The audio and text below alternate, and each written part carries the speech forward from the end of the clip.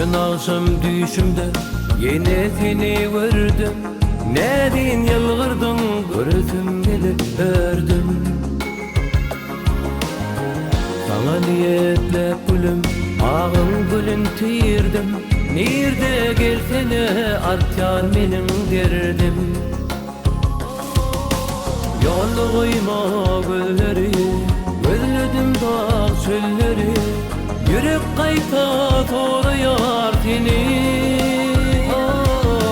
Yollu koyma gülleri, gözledim dağ çölleri.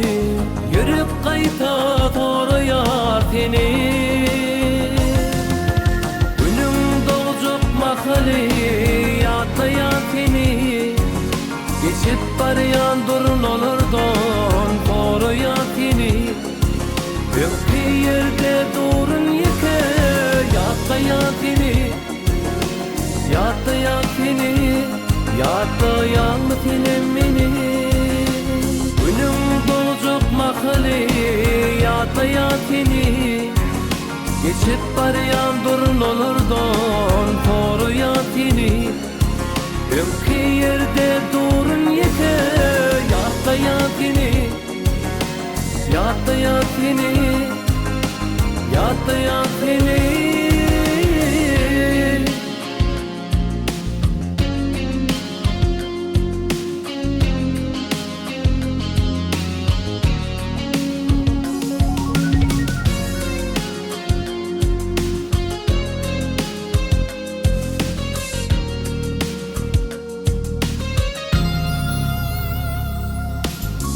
Veriliptir güdüllük şeyle bir sada. Peri güdülsün hayran cemalına.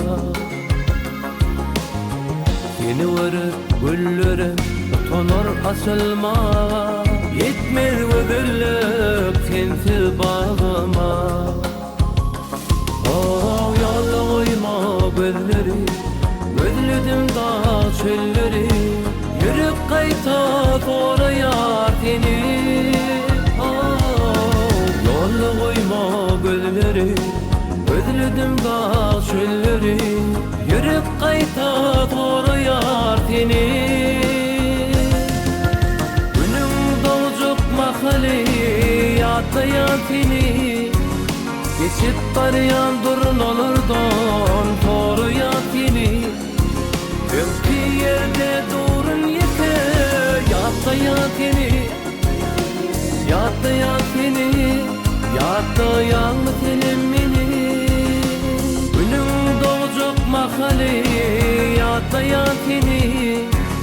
Geçip barayan durun olurdun koruyan seni. Bir yerde durun yeke yatlayan seni. Yatlayan seni, yatlayan